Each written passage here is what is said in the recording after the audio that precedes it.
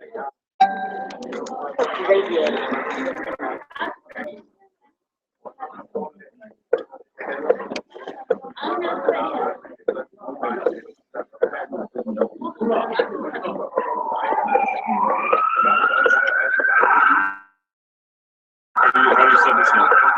don't know about that right now.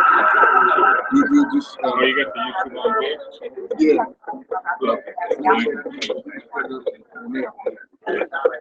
You guys here right quick.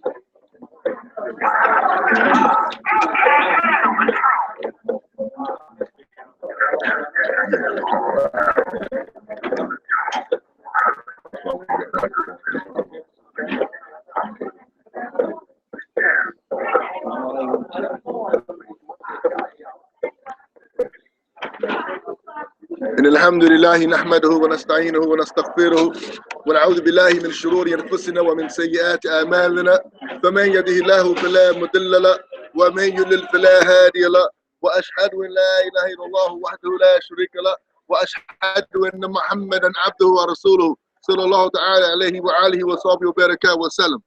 Assalamu alaikum wa rahmatullahi wa barakatuh. This is your brother Muhammad Hartrue Smith with my brother Shahidullah bin Raymond. We are at the Global Mall at 2210 Morris Road at the Net Cafe. Alhamdulillah, we're welcoming all the Muslims to come down. We have a very important topic that we want to talk about today, inshallah. And it is about what plagues the youth, the Muslim youth here in America, especially for those who maybe they come from overseas, or maybe they, they get here, and when they get here, it's like they become gang members. They dealing drugs. They fight amongst one another. They get caught up in what would you call it? The criminal behavior. Criminal behavior.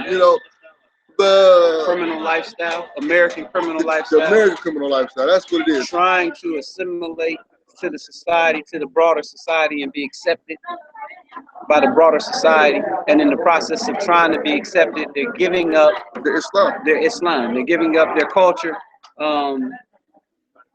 which is something that's very serious. Some of them may not personally come from overseas. They may be the first generation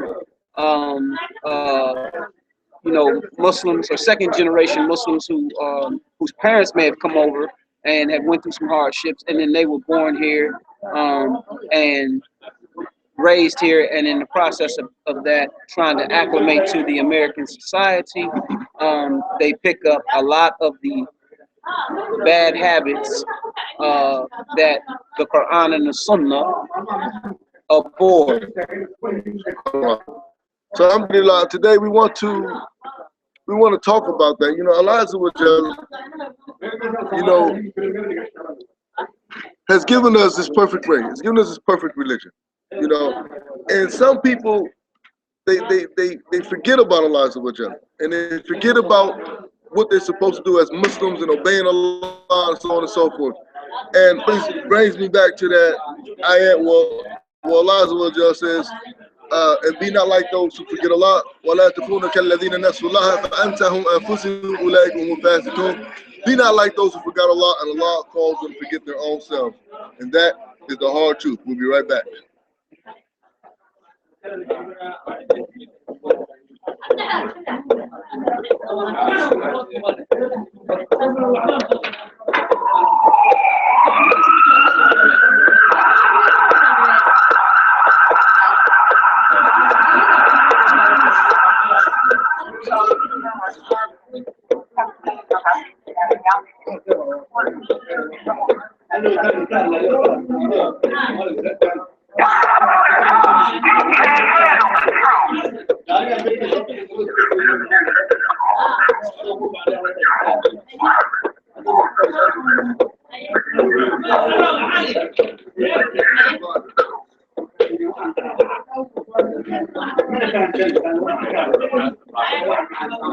Alhamdulillah, we are at the Net Cafe, 2210 Morris Road, live, doing a live event today, alhamdulillah.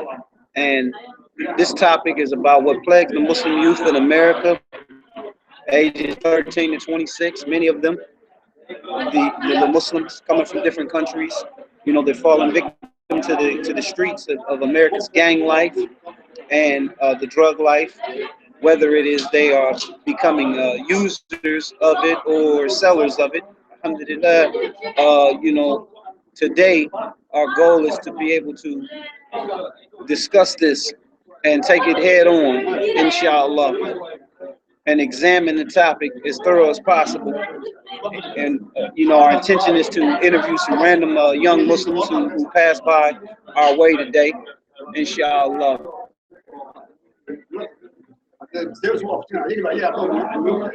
And many of them not knowing the richness of the Sunnah of Rasulullah sallallahu alaihi wasallam, and realizing exactly what they're giving up.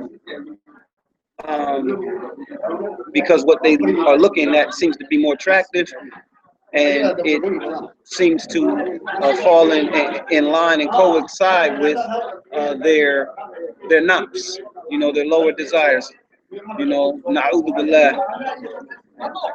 And so they get themselves caught up in consumerism, in capitalism, and in the process of doing that, you can't help but to end up having some of the haram, you know, touch you. And the goal is to try to avoid the haram as much as possible, and enjoying what's good and forbid the evil. I'm waiting on Muhammad to Hard Truth Smith to return and come back, inshallah.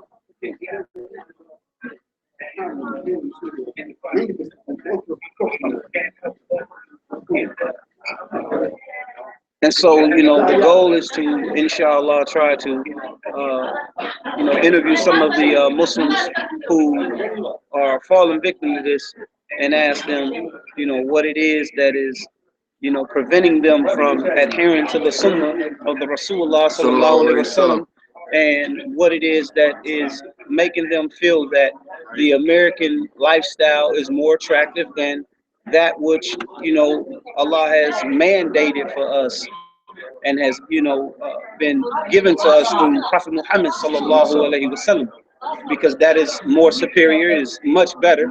And the goal is to try to, inshallah, you know, hear it from their perspective, and then, you know, remind them of the richness of the Quran and the Sunnah, you know, how Allah perfected our religion for us, and inshallah try to get them to at least think about it. And it's the goal and the purpose is not to ridicule, but to remind them. Assalamu alaikum. Come here. Alhamdulillah, I want to start talking to the people, inshallah. You too, come here. Assalamu alaikum. What's your name? Lee. Assalamu alaikum, Lee Ben. What's your name? Abdi. And what's your name? Muhammad. Come here, Lee. You first, inshallah. We need some information from you guys, inshallah. We need some information. Sit down. No, go ahead. No, we want you on camera, inshallah. This is dawah. Inshallah, sit down with us. You need me on camera? It's okay. No, we ain't the police, brother. Come on. I understand. But I got some serious questions we want to ask you, inshallah. I think I might need to know the questions. The question about what effect has America had on some of the youth that come here or born here that's trying to practice Islam. So it's very important, it's very vital that we talk about this, inshallah, so we can try to get to the root of the problem. You understand what I'm saying? The root of the problem. Yeah. Me. Huh? Me. Well, sit down and let's talk for a minute. I will not hold you up, inshallah. Hey, you next. Don't go too far, inshallah. All right, let's bring you over something. I ain't gonna bite you out. I only like women anyway, so. Alhamdulillah. So, alhamdulillah, Brother Liban. Yes, brother. How long you been here in America? 16 years. 16 years old. I am 23. Alhamdulillah. What you doing right now? Man, between struggling, I'm over here trying to survive. Trying to survive, alhamdulillah. Now, let me ask you something. You're Muslim. Yes, brother. Alhamdulillah. Allahu Akbar. Let me ask you, is it hard for you to hold on to your Islam since you've been here in America? And I know you came here young. So I know probably your family has strong Islamic values and things of that sort. What effect does it have on you? especially being at the age, because you know, 23, you know, I know the girls at you, you know what I'm saying, and I know how I go. You know, we're from Yeah, that, you know. it ain't simple, man. It's media, and media you can't get away from with all this that they have with the TV, Snapchat, Instagram. So anything that you do, it's with media, pressure from the media, pressure from your friends, pressure from what's happening outside of the world. Now, when you say have to fit. friends, I'm gonna cut you off. When you say friends, are these Muslim friends or are they non-Muslim friends? You see what I'm saying? Because sometimes, Both, yeah, both, because being a Muslim is the five pillars, as you know, right? The Shahad, it's five pillars, and most of the Muslim brothers in the United States only have one of the five pillars, and that is the Shahada. subhanAllah. You get what I'm saying? It's saying Shahada. The Shahada gives them the meaning of saying, hey, I'm a Muslim, but at the end of the day, do they do what it takes? Pray, do they the fast? zakah, the Yeah, fasting, I got all you. that. Do they do that? No. So I cannot tell you the friends that I have are Muslims or not Muslims, but they tell me that they're Muslims, so You gotta call them Muslim. I would say they're Muslims. So what they do, I will not say they, but what we do does not give us the right to claim ourselves as Muslims. But at the same time, we cannot disclaim. You understand where I'm coming from? Now, let me ask you a question. Does anyone out the group, does anyone call to righteousness? Does anyone be like, you know what, man, we're not supposed to be doing? I ain't saying y'all doing anything wrong. I get exactly what you're saying. See, It wouldn't be within the group, but it's people you know. Like I told you, I lived here for 17, 16 years. So I know good people, I know bad people. I know people that are towards their religion, that go to the mosque, their school, and they practice their football, soccer, whatever sport that they're doing. At the same time, I know people that are out here smoking, drinking, flirting with girls, or doing whatever it is. I know both sides of the world. But like I said, with the media, it's harder to go with the group that's doing the right thing because they're not posting. The media is glamorous. Yeah, the media is glamorous. They're not happy about it. You will not see them bragging about it. You understand what I'm saying? Yes. Other than the people that are doing bad are all over the place. Good point. Good point. With the media, with whatever they're doing. With the media, with that, let me ask you this: if you're familiar with, because you said Muslim, and you said people, they say they Muslim, and that they have been Muslims the five pillars, but then there's being a believer, and we know that exactly Allah subhanahu wa ta'ala has in Surah Al-Mu'minun, the first 10 ayat is a description of what the believer what kind of characteristics that believer should have. One of them is allowing to stay away from allowing the dirty, filthy talk, the falsehood, right? Media is just that. Yeah, it is the falsehood. So when you say what you're saying, if you could think about what Allah says, just in that, in just in those verses right there, just in those, and say, well, you know what, I'm gonna do my very best to apply this. Do you think that you have a better result in being able to enjoin the right and forbid the wrong? Would I have a better? Do you think that would be a better outcome because if you stay away from out loud, then it advances you, it puts you so much further ahead with regard to the situation, because the end result is Jannah. That's what we're supposed to be striving for, right? I understand exactly where you're coming from, but if you stay from the outline, like you said, that's when you feel, I wouldn't say lonely. When you're staying away from all that bad, you try to go to the good. And when you try to go to good, like I would say, like I've been here for so long. So if I try to go to the people that are doing better than me, that are going to the mosque, that are going this, they're gonna look at me as, wait a minute, I know who you are because you was once out loud and you was on the social media. You was that guy behind that picture where people are watching you and saying, hey, look at this guy. He's at the parties, he's at the clubs, he's with the females, he's this. When you try to join them, they're going to judge you as with the other guys. You get what I'm saying? How you used to be. Listen. Now, look at us. Look at us. Do you think we were good people at one point? I couldn't tell you, man. Listen, when it comes to and I know, hey, everybody out there, when it comes to the streets, we were the streets. You understand what I'm saying? We did the gunplay. We did Wherever it takes. we did everything. What we trying to say is that what your parents, your grandparents, what they had prior to coming here is much more superior than that what you're trying to gravitate to. That's what we're saying. And you need to hear it maybe from those who have come through it, who were born of it. You understand?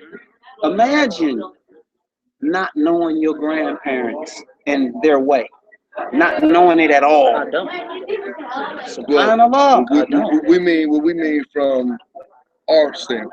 I understand. We're totally ripped off. Like stripped, You know, taken, and then you finally find it. You know, we can't say I we have a understand. Somalian ancestor, we have a Eritrean ancestor, we have a Senegalese ancestor. We can't say that. Yeah, because you don't know where We you're don't. All we know is Well, alhamdulillah, I do though. I mean, Senegal. based on those little things. No. My mother. Your mama did it already. Alhamdulillah. Like, so. But can you trace her your lineage father to a family that in lives in Senegal Senegal right now? Like, lad, Yeah, you know. lad. So what the brother is saying is, it's not impossible to say, you know what, I'm cool, I'm not doing it, I'm going to please my Lord. See, this is when the real men stand up. And what I mean by that is, my uncle told me a long time ago when I was in the streets and I was in trouble with the law and everything, and they was, looking for me and all that type of stuff, right? And he said to me, he said, are you a man or a boy? I said, I'm a man. He said, you're not a man, you're a boy. I said, what you mean I'm a boy? I'm getting mad. I'm ready to take off on my own uncle. Tell me I'm a boy, He said, because a man goes out and works, takes care of a family, and has the ability to stand up and obey God. He said, but a boy is the one who falls victim to all the stuff around him. He want the fast money. He want to just chase tail. He don't want no accountability. And so I always prided myself on being a man. So I said, well, if this is a man, if pleasing my Lord is being a man, then damn it, I'm going to be a man, straight up. And we understand the media. You got Lil Wayne and these faggots, and I hate to say it like that, but these gay individuals trying to teach our boys, our men, how to be a man. Now, you gotta understand something. This cat is going to stand in front of Allah on the Day of Judgment. He's going to stand, Nicki Minaj, he's going to stand in front of Allah on the Day of Judgment. Beyonce, Jay-Z, Rick Ross, and whoever else you might, out there, whoever these people that you idolize that are calling you, because that's what's going on. They're giving dawah, man. They're giving the wrong type of dawah in their calling. And the thing is we have a responsibility to remind, hey, don't give up what Allah has given you for this. These people are Darlene, totally astray. So the goal is to make sure that we are accountable for one another, because that's what Allah subhanahu wa ta'ala tells us. To make sure that it says, rouse the believers. Thou art only responsible for yourself, but rouse the believers. So the goal is to say, what is it?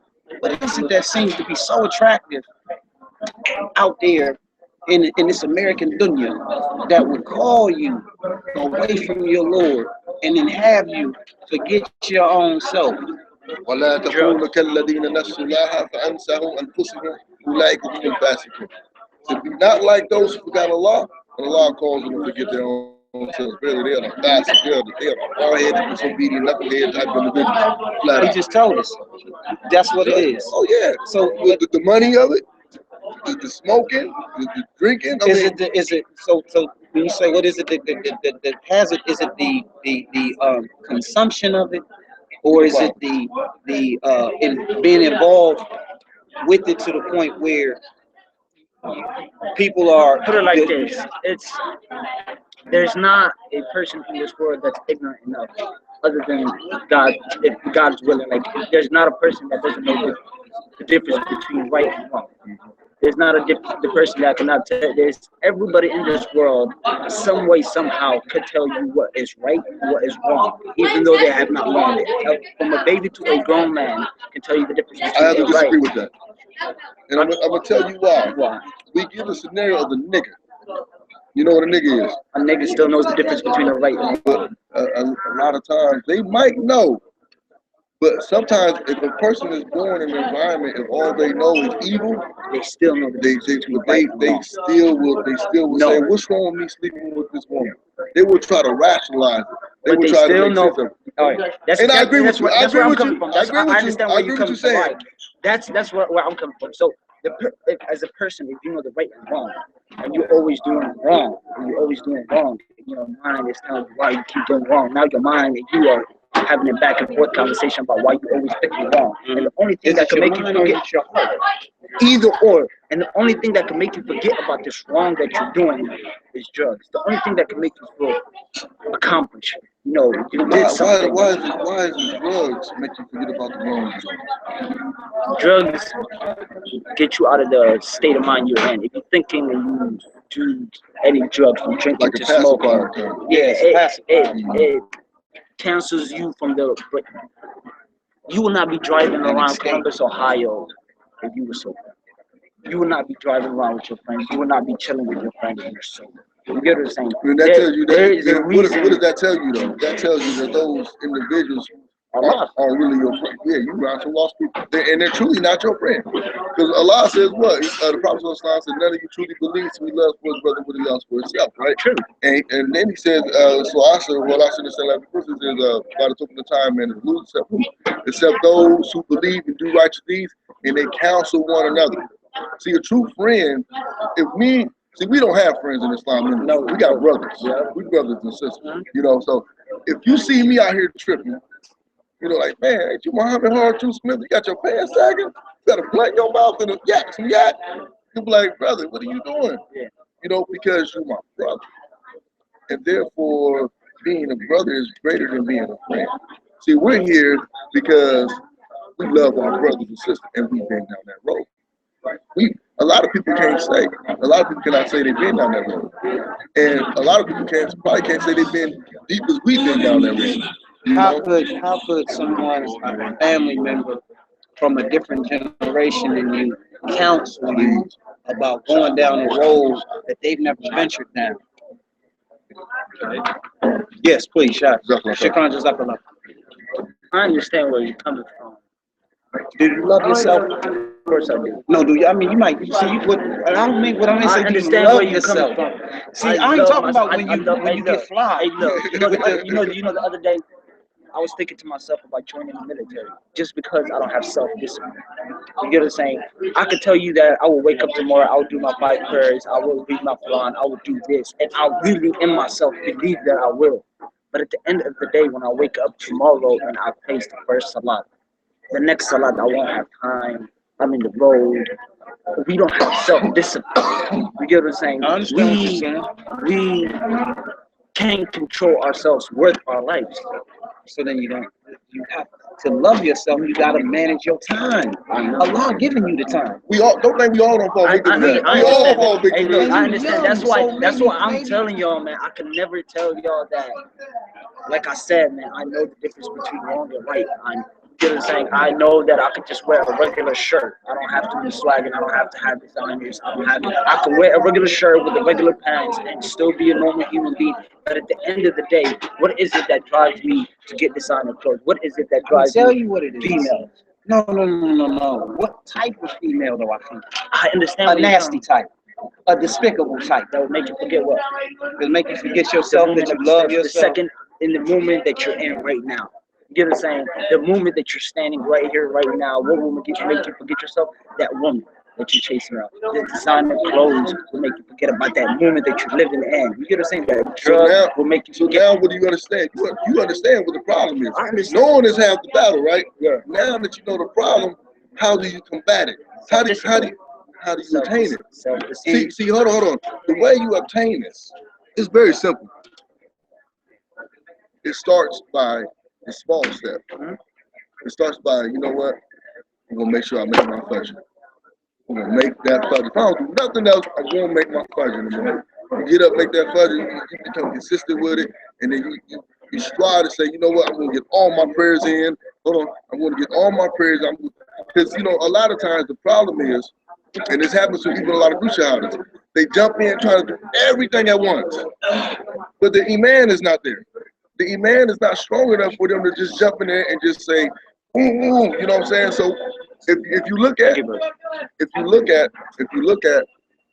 when Allah started doing revelation, Aisha anha, she said, if Allah revealed first the prohibitions of drinking and gambling, no one would have became Muslim. No one. But he first revealed what? Tawheed. Once you understand who your Lord is and you love your Lord, you're going to be like, it's like your mom. I don't want to hurt your feelings, mom. I love you. So I'm not going to do something that's going to upset you. Allah has a greater right. Because Allah has given you everything you got, from your speech to your smell. You're a good looking young man. You probably can have any sisters you want. He said, I know I look good. But alhamdulillah, I mean, no wrong with that. Yeah. You say, mashallah. I think I'm the finest man with a beard. Next to Brother Kenneth over here. But my point is that you have to get into your Quran. If you pick it up every morning, there's a couple of stories I can share with you. We can take the story of. Share your story. The Sahaba, you can't handle No, I'm just saying. I don't want your story. I don't want the full story. What I want to know is that first couple of days.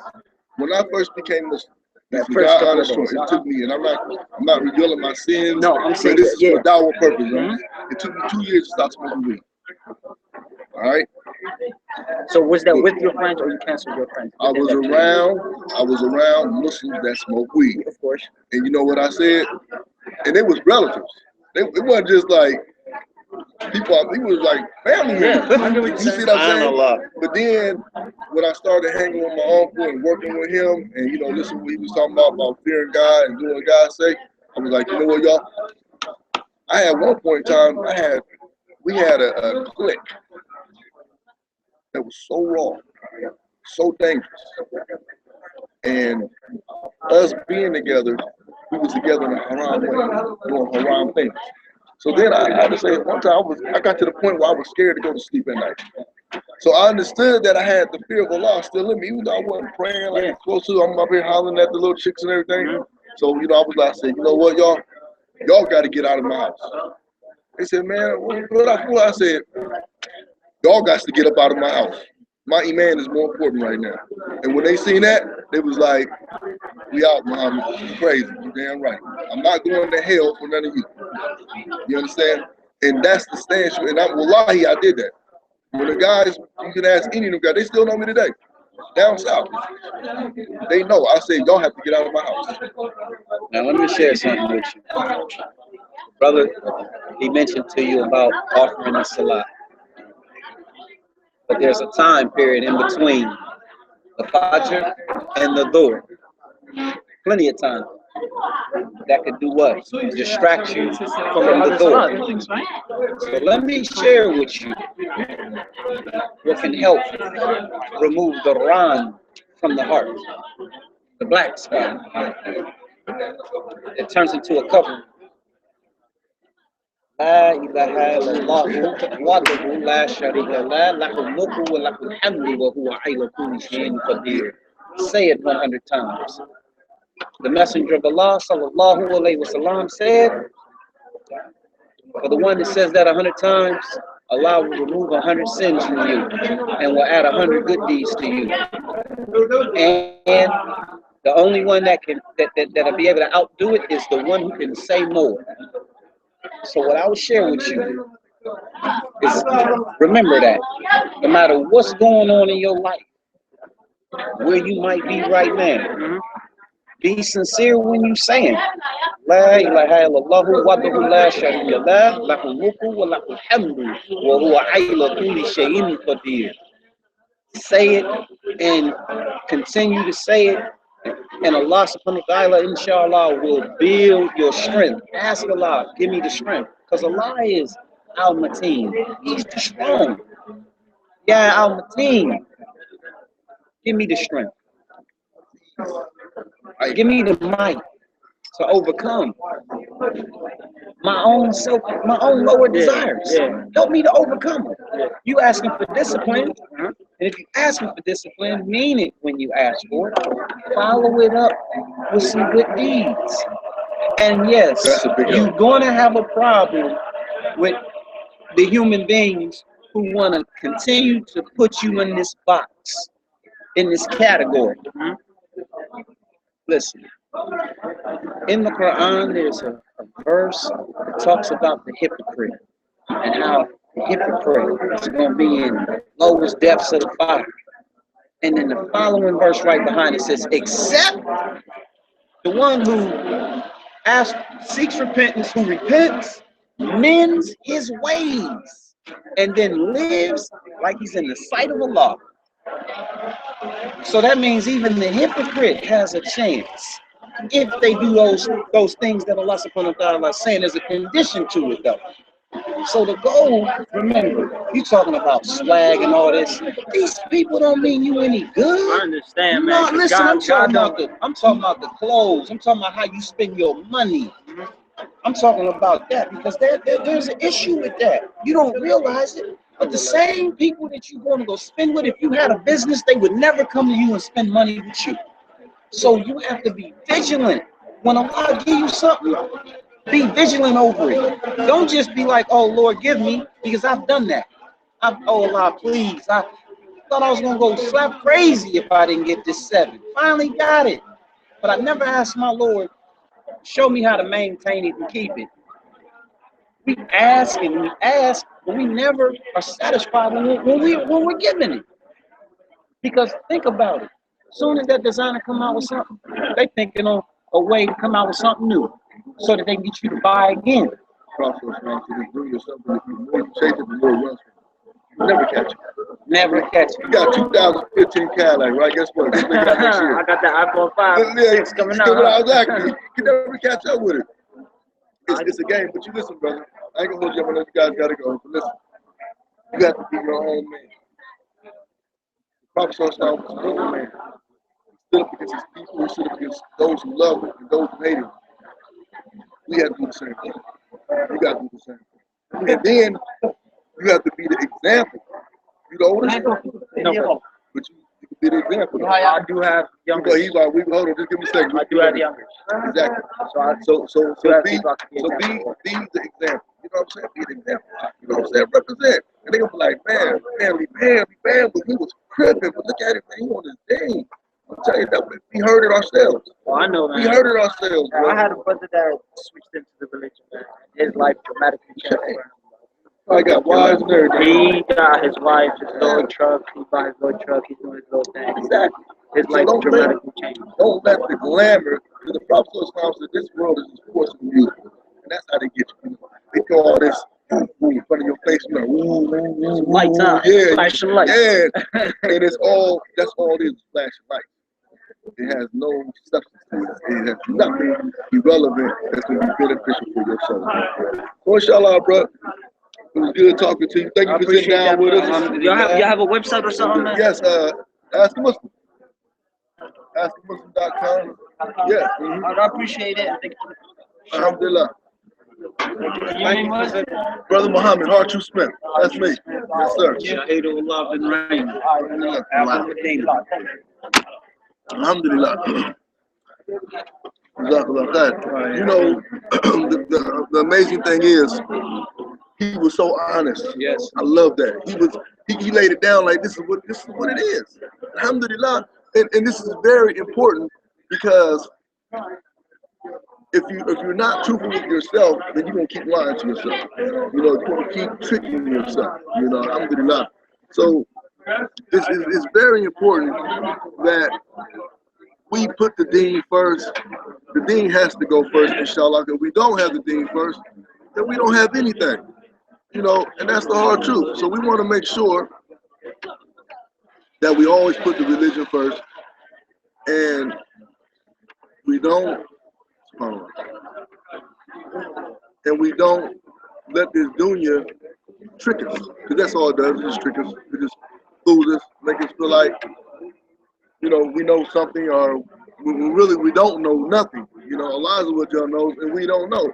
So inshallah, we're gonna take a quick break, inshallah, and pay some bills, and that is the hard truth. Right back.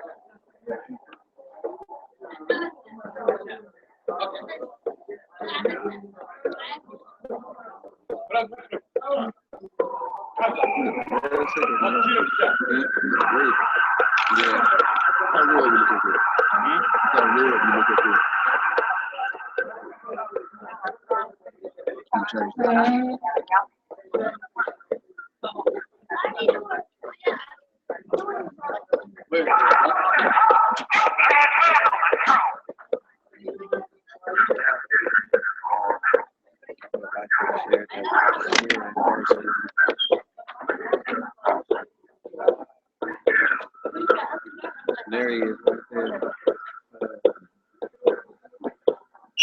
For natural body care products as well as home essentials, Shah Am Amory, all are natural halal products ranging from lotions to pillows located in Gwinnett, Georgia. Visit www.amri.com. That's www.amory.com. And if you're looking for a home to rent or buy, try Patterson's Underground Real Estate located in Atlanta, Georgia. Email www.puretenants.com. That's www.puretenants.com. And that is the hard truth. Alhamdulillah. So we're gonna try to catch on. And today, alhamdulillah, we're at the Net Cafe at the Global Mall, 2210 Morse Road. Come out, support our sister, inshallah. She supports the hard truth, alhamdulillah. She supports Asking Muslim, alhamdulillah. And we're gonna try to, talk to some more of the young people that come through here and get a feel of what they are saying is some of the problems that plague them when it comes to practicing Islam, inshallah. Assalamu alaikum. Assalamu Assalamu alaikum.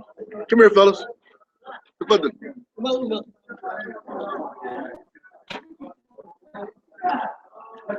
One of you guys. Which one? Who's?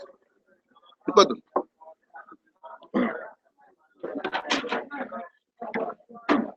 Assalamu alaikum. You know Asking Muslim? Yeah. You know Asking Muslim? Not really. Where you been at, bro? Alhamdulillah. I'm Brother Muhammad. What's your name? What's your name? Muhammad. Alhamdulillah. Two Muhammads. We taking over, right? On the Muhammad, you taking over. What about you? What's your name? Shahidullah. Likewise. So what we want to do, we're asking. Let's get over this a little bit, inshallah. You okay, brother? You okay? It's all Muslim. It's all Muslim. We're all Muslim. It's a Muslim thing here. Alhamdulillah. Don't be shy. So we're asking. Hold on. Hold on, bro. Man, sabr, Aki. He's about to leave. You gotta leave him? Okay, give him 1 second. Give him 1 second. Give him 1 second, inshallah. 1 second now. He's about to leave. Don't leave him, man. You want to go ahead and go? Inshallah, go ahead, inshallah. Alhamdulillah. That's that peer pressure right there. Man, you tripping on me talking to them? Man, what you talking to them for? We ain't on that. These brothers over here. This is Sammy's kids. Oh, this is children. Assalamu alaikum. Assalamu alaikum. Y'all see nobody over here? I can't shake no hands or anything? What's going on? Alhamdulillah. All right, brother. Assalamu alaikum. Assalamu alaikum. You think your dad let y'all go interview? What happened to your face, man? Scrapping. Scrapping? Scrabble? That was a mean Scrabble game. Alhamdulillah. So, the thing is, we don't want our brothers and sisters who are younger than us to go through what we went through. They don't really understand the magnitude or the loss it can cost them. No one really thinks about death when they're out there in the streets. When you are in those streets, the Prophet ﷺ first and foremost said, you shouldn't go a day without thinking about death. That's right. When you wake up in the morning, you should think about death. When you get in your car or go to the masjid, whatever you're doing, you have to ponder death. And the thing is, in what condition will I die? And what will be my state? Where will I be at? Will I be at the masjid? Will I be driving to work? Will I be laying with some woman that's not my wife? Will I be running up in somebody's bank or store? what would be the condition when your life is taken? When the angel of death comes down and calls your soul. And even if it's not death, what about the penitentiary? What about prison? What about paralysis? Paralysis. Becoming wounded, becoming hurt. These things. Y'all ready now? Limada. It's cute, don't be like we need to talk to you, brother. We need to talk to you, yes, sir. Come here, brother. We need to talk to you, inshallah. It's our brother Samuel, inshallah. If we get him sit down with us for a minute. Assalamu alaikum. Have a seat for a minute. I'm going to ask you some questions, some easy questions, inshallah. Come close to me, brother. Oh man, come on. Brother, brother, come here. It's about the Deen. It's about the Deen. Over here. Okay, over there. So I got to turn this all the way around. You gonna make me turn it all the way around? So alhamdulillah, Sammy, how long have you been in America? Oh Lord. 4 years. There you go. 35. 30. How old are you? Born here? Alhamdulillah. Sammy, the reason why we're having this discussion because a lot of the Muslim youth are getting into gangs, they're getting into selling drugs, taking drugs, and so on and so forth. And, straight criminal behavior. I was talking to one of the brothers, Somalian guy, said he's a crip. I know a ton of Somalian bloods, In the Arab culture, have you came across any young brothers as Arab that did one dab or anything? I'm not talking about on the business level. I'm talking about like street level criminal. Now that you're aware, alhamdulillah. So, Also not some of the neighborhood. well, alhamdulillah, I understand that, but I know you was young once, and when you were young, what kept you from going out there? I know Elijah was young, I know Elijah was young, the greatest, alhamdulillah, and we understand that. But in your upbringing, was there anyone, and you got to come close, can't nobody hear you. I got you. Okay. I'm right here. Alhamdulillah. In your upbringing, what would you say was crucial for you in your upbringing that kept you, trying to be a good Muslim? I didn't have a good upbringing. So SubhanAllah. it's, I was obviously in the streets and grew up here and didn't know too much about Islam. How long is the man? At the end of the day, he was the one that, the guidance comes from. So Allah, he, showed me the light. After that, obviously, you try to hold on and do as best as you can. Upbringing is, I didn't know too much about Islam. I didn't know too much about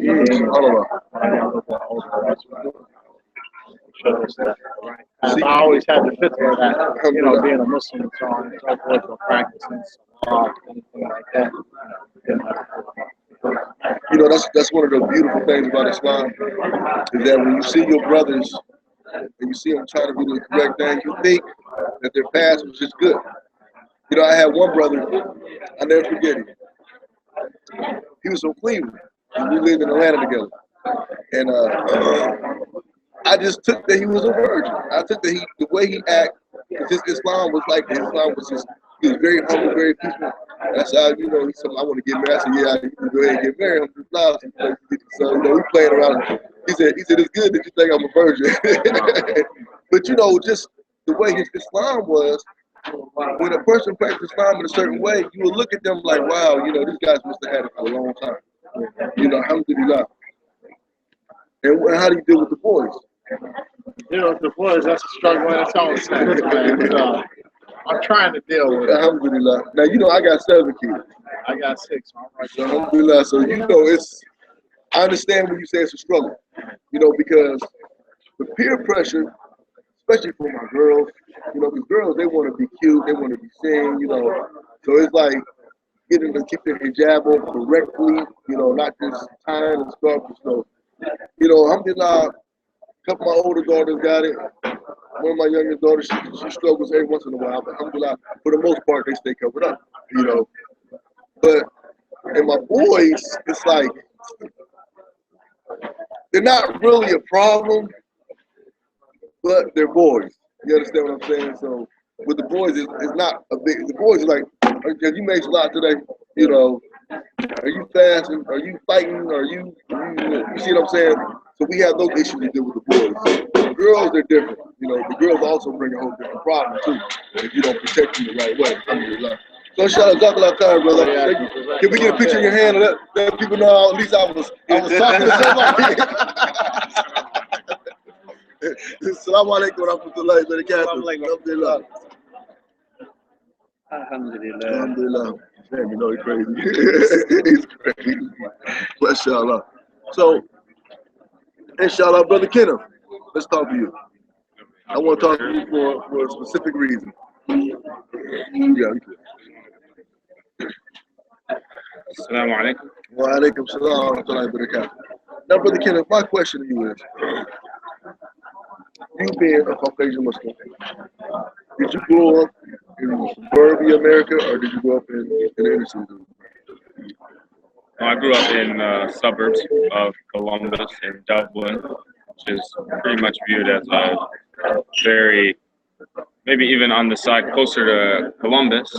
So I kind of had, you know, I wasn't completely isolated, but, you know, a very good school system and pretty much just your standard white suburbia. Okay. Now, you was not Muslim, right? When did you become Muslim? After my first year of university. So how old were you?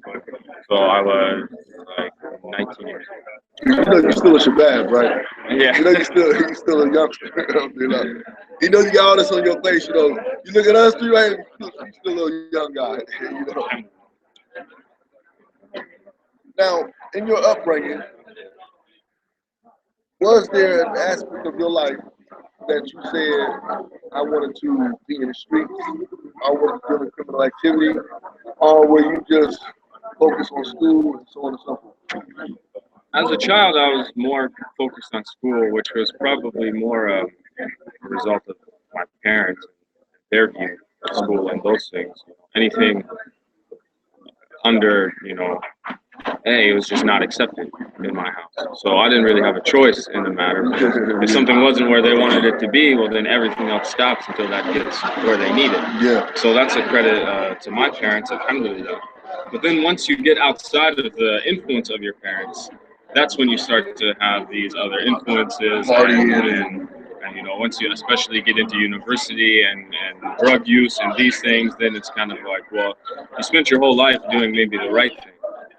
But then now you're like, well, you know, well, I can still do that, and I can still also do all these things that I want to do on the side. I can dedicate this time and get done what I need to do, because you become efficient at it. But then after hours, then you're out of control. So when you became Muslim, was your transition into Islam easy for you to say, I'm Muslim, done with everything else? Or did it take steps? Well, for me, I kind of almost a roller coaster, if you will. When I first became Muslim, absolutely.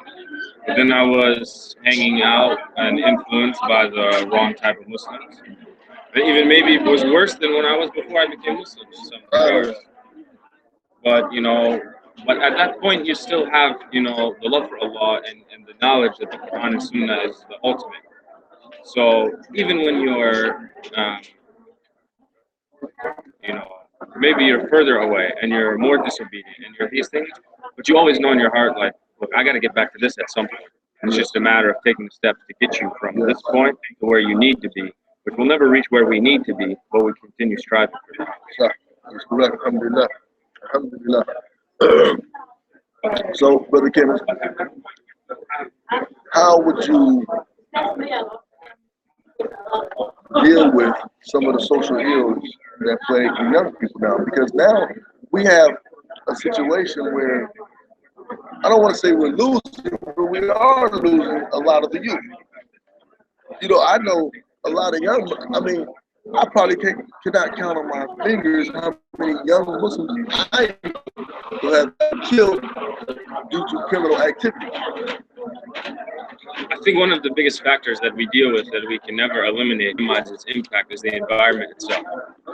Because over here, you know, everything, it has to start in the home. And it has to start with the education and the correct aqidah and the parents to then be taught to the children. The problem is that in this environment where the parents, they go to work early in the morning, they come back at night or even late at night for many people, and by that time they just need to sleep. And then on the weekend, by the time you've got just your basic necessities taken care of, it's back to work. So the family unit itself is even when it's intact, which is not even intact for many people in this environment, even when it's not effective in what it's supposed to be doing. So, you know, it has to start in the home, because if the kid is not raised, or he doesn't even see it in his parents, the correct aqidah and the correct interpretation and understanding of Islam and what it means and how important these things are, then they're just going to be, you know, I don't believe there's anything such thing as a non-practicing Muslim, because the Muslim is the one who submits. So the one who doesn't submit, how are you even going to call him a Muslim? Well, we know He's that Muslim by name. We know that the Prophet Muhammad, peace and blessings upon him, said that a person is not a Muslim when he is committing a sin until he what? Until he leaves off that sin and returns back to his sin. Now, and you said something that's true too. It's like the old scenario that a lot of people see in a lot of African American homes growing up. The father is smoking marijuana and tells you, don't ever do this. You know, they do that, you know, and you're sitting there like, if I'm not supposed to do it, why are you doing it? You know, like I tell my family, if we're watching something on television is like the worst thing to watch. But I tell my wife and my kids, if the kids cannot watch it, we can't watch it. You know, there's no, oh, these are for adults. We have gotten duped. We've been bamboozled by this. You know, oh, rated R's for adults only. Rated R should be no kids, no Muslims. You know, simple as that. If your kids cannot watch it, then you shouldn't be able to watch it. You know, and then you look at some of the cartoons anyway, they're just as bad as a dog. Well, let me share something with you.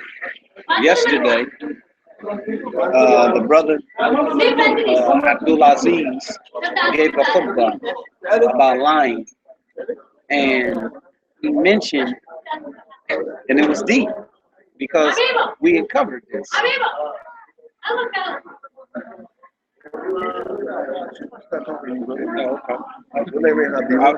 know what you was talking about. Something we should know, brother? I don't know. Habiba? I didn't know what she was saying. But at any rate, what happened was okay. What happened was he ended up stating in his khutbah that you would find in the home. He said, you know, you go home and your wife is crying, and he's like, you know, what happened? You know, and she's saying, you know, oh, she died. You know what I mean? And he's like, who? You know. So he named our family members. You know, a neighbor. Was it the neighbor who died? I know where you go. And he said, it's a character on TV in a movie. And he said, that's a lie. You know, it's a lie. It's falsehood. And so, which reminded me of something that I had been saying. I'm like, alhamdulillah. Somebody else feels the same way that I do and has propagated it to the people.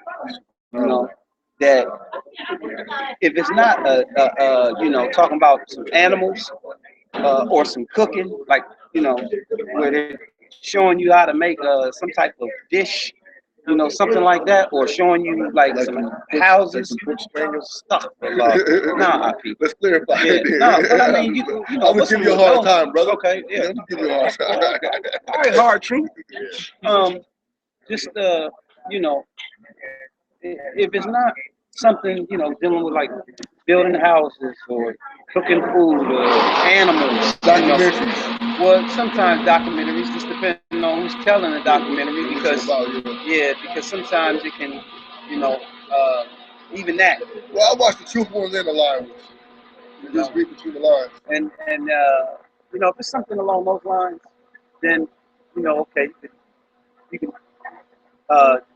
you know, and kind of get yourself involved with it or whatever, you know, partake in it a little bit. But as far as the movies and you know anything that's dealing with actors, and it was beautiful because in his football he mentioned that, you know, about actors, you know, these people are being paid to lie, you know, to actually, you know, fulfill a role, you know, in lying. You know, I'm gonna play this role, whatever it is, and then we're gonna take this and then we're gonna propagate it to the people. I'd like to add one thing, just kind of in that way. You know, kids these days, and adults as well, it's not just kids, they study these, or they watch these films and these series and these movies to the point where they become experts on a world that doesn't exist. And so they can tell you everything about something, even a hypothetical scenario in a fake world. They can tell you like that. They know everything about it. But for the Muslims, even they don't know even the basics of the seerah of the Prophet sallallahu alaihi wasallam. They don't know the basics of the Rashidun. They don't know the basics of the history of Islam, of the Quran itself even. They become experts on something that's fake and on something that's a lie, and most of the time immoral. But then on the real example and the truthful example that they are accountable to follow, they're ignorant. You know, I tell people all the time, if you want your iman to get strong, read the seerah. Read the life of the Prophet sallallahu. When I read that, my book I read was When the Moon Split. I don't know if y'all you know the book. Man, listen. He did that to my father. Get him. You know, just like it was, and then what he went through, it was so touching for me, and it just, my iman was just like, whoosh, you know, like subhanallah. So alhamdulillah, jazakallah khair, brother. We're gonna have brother Bilal over here now, inshallah. We're gonna talk to our brother Bilal and talk to him about some of the ills that he may have to face, inshallah. Had to face. Had to face, still facing. Assalamu alaikum wa rahmatullah. Alhamdulillah. And where are you from, Sheikh? Right here, Columbus, yeah. How old are you? 46. 46. Where you graduate from? Northland. Oh, Northland. Yeah. That's your guy, you know. Alhamdulillah. Alhamdulillah. How long you been Muslim, Sheikh? This year, beginning of this year. Oh, Allahu Akbar. Yeah. So what was your transition to Islam? What made you become Muslim? A lot of what you were talking to the youth about, just seeing how corrupt this society has become. Like I don't think that the youth from other communities actually see what's at stake. You talked about we don't know where our great grandparents came from and stuff like that. That's something I realized about myself is I feel like more of a refugee in this country than probably some other people that come, because they come here with their language, they come here with different traditions, they have their own food, they have their own style of dress, They have their own flag. they have their own flag, all of those things. And you know how hard it is. I mean, we can do a DNA test, find out where we're from or whatever, but Right. I felt like I just felt like I didn't belong, you know. And it was a Christian growing up in church and just seeing the just so much. I don't know. I won't even talk about like hypocrisy and stuff, but just some of the things This is the that hard they truth, won't address. brother. This is the hard truth. Well, okay, there's I mean, hypocrisy. Yeah, There's no there's sense great of family. hypocrisy in there. Yeah, there's no sense of family. You know, my father and I, we were trying to find out how many churches were in like a 3-mile radius of the house he lived in. We counted about 20 churches and about a 3-mile. Yeah, so none of them associate with each other. You know, you're gonna find something taught at one, and you go right next door across the street, and you're gonna find something else taught there, and it's just the hypocrisy is there, you know. But again, it doesn't address a lot of things. It doesn't address family, which families in America are just falling apart or have fallen apart. Right. And Every man for himself. yeah, it is. It is, and everybody's chasing what I can get. You know, the prosperity. You know, you got that sect, you got a prosperity gospel and stuff like that. But even those that aren't, yeah. But even those that aren't in that, I guess, that sect, whatever church they're in, they're still chasing that. You know, talking about how even the families, Brother Kenneth was saying, even families that are intact, it's still strained, you know, because everybody's chasing whatever it is, you know, so the father is not there as much, the mother is not there as much. All of those things are just breaking down the family. And I just felt the effects of all of that, and just felt empty. Not feeling at home, just wanting a whole lot, you know. One of the things that happened to me in my life is my mother became ill with Alzheimer's, and my brothers and I took care of her for 12 years at home. But we were hearing in our ear all the time from other Christians, need to put her in a nursing home. Need to put her in a nursing home. After she carried you for 9 months. Yeah, she carried you, now you gonna get rid of her. Yeah. You know. And in fact, my wife at the time, because I was working 4 jobs. That's the hard truth. I was working 4 jobs at one time. That's us. That's us, I think. Inshallah, if you got a minute, we'll talk to you for a minute, inshallah. Give us a second, inshallah. Go ahead, Sheikh. Yeah, that's all right. I was working 4 jobs at one time, and I had to take a leave of absence from one of them just to help with my mother a little bit more, spend more time with her. And so we started struggling financially a little bit more than we already were. And my wife at the time said something to me, said, well, I asked her, what was I supposed to do? You know, I'm seeing her stressing and everything, and she said, be a man. That was her response. That was her response, but she also used scripture. She said, the Bible says you're supposed to leave your mother and father and cleave to your wife. So I don't believe, that's in the Bible, but it's used out of context in that instance. Whoa. It's used way out of context in that instance. All that means is you're supposed to uproot from your mother and father's home and start a home with your wife. Yes. That's all that means. But she even said to me, I don't believe that God will bless us with this house, with our cars and everything, and then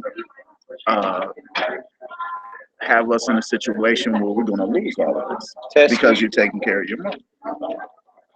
You know, things like pretty that. much trying to tell you to put your mom at home. Yeah.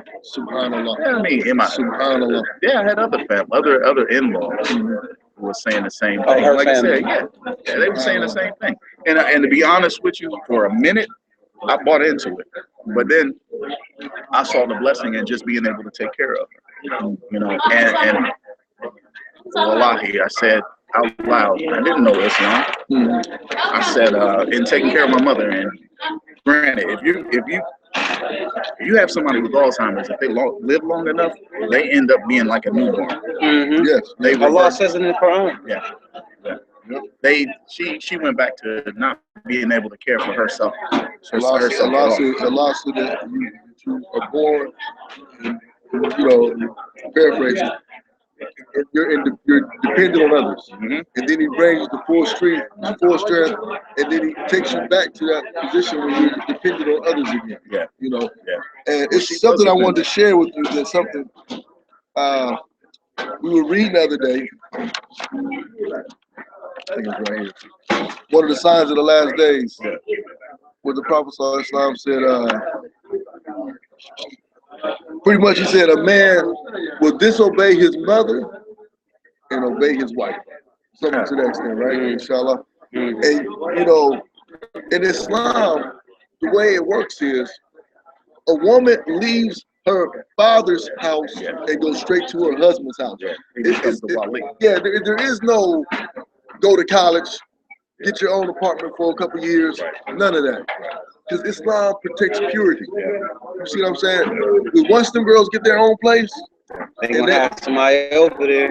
First they gonna have their girlfriends over there. Who's gonna? And their girlfriends will be like, well, you know, my cousin wants to come over. We just gonna keep. And then they say, you know, Daddy, I gotta tell you something. You know, when I was in Bilal, you know, but it happens. You know, so alhamdulillah. I'm glad you right here. Okay, it says, when a man obeys his wife and disobeys his mother, and treats his friend kindly while shunning his father, when voices are raised in the masjid, when the leader of a people is the worst of them, when people treat a man with respect because they fear some evil he may do, When much wine is drunk, when men wear silk, when female singers and musical instruments become popular, when the last ones of this ummah curse the first ones, then at them expect a red, then let them expect a red wind, or the earth to swallow them, or to be transformed into animals. And that's from Al-Tirmidhi. And that was narrated by Ali ibn Abi Talib. Well, you know, at the time, I felt resentment toward my wife, but then I began to feel sorry for her because she was missing out on what I was dealing with, just taking care of my mother. And it became such a blessing, even though my mother couldn't do anything for me physically, just like a newborn baby. They give you so much love, but they physically can't do anything for you. But the love that you receive from them is undeniable. But I remember saying, and again, I didn't know anything about Islam. I remember saying, with tears in my eyes, God, receive this as worship unto you. And many people that hear that now say maybe that's why God, that Allah guided you to Islam. I had no idea that was a principle, but those are the things that I was missing. You know, it just felt right. Yeah. Those things that felt right. It honestly felt like Allah was placing Islam in my heart before I knew anything about Islam. So then, when I started learning about Islam, it was like, this is home. You know, like I said, I felt like a refugee, but when I'm looking at this stuff, I'm like, this is home. This is where I'm supposed to be. This is where I'm supposed to be. So he just guided me. And that happened for a lot of us. When we embraced Islam, when Allah guided us to Islam, it was like, I'm here. Yeah. I mean, there's nothing you can tell me, inshallah, with the permission of Allah, there's nothing that you can tell me that made me ever say, I'm not doing this anymore. Nothing. May Allah protect us from that. May Allah preserve us on this correct path. Because I hear people that say, I used to be Muslim. And you know what I tell them? I said, you could have never been Muslim. Right. Never, Islam was never in your heart. It couldn't have been. To leave this right here. let me share something with you. I think in my experiences with individuals that have said that, every last one of them that I've personally met that have ever said something like that, I think never learn the Arabic language to learn the Quran and learn that Arabic, because you really get the sweetness of it once you learn the language. Because it's one thing to read the English and you like, okay, right. But when you actually hear the recitation and you like, oh, now I come from a generation, I call it the rap generation. Yeah. Okay. Yeah. And yeah, please, Shukran. And what I'll tell you about that, Hafiz, is when I heard that the Quran rhymed, Yeah. I knew. As soon as I heard, I said, I was shocked. I was like, hey man, this rhymes. Yeah. And they was like, yeah. I was like, man, this is incredible. And I'm like, over 1,400 years ago, man, you mean to tell me God sent rap in his revelation in the form of rap? Like, I'm just saying, this is how I'm relating it. In my mind, this is how I'm relating it. I'm like, this is incredible. And then I'm looking at the English, and I'm saying, you mean to tell me that the Creator wanted to make sure that we kept his commandments, so he sent it in a form that would rhyme, so it have a rhythm to it? This is amazing. This is amazing. This is definitely a miracle right here. Yeah, it is. And it made it just that much more, the desire for me to learn it, to try to learn the Arabic so that I could, because I wanted to be able to go in. I wanted to be able to read it. I wanted to be able to, translate as best as I possibly could. And of course, that's a lifelong journey for me. Alhamdulillah. I mean, I wish, Allah subhanahu wa ta'ala, would bless me to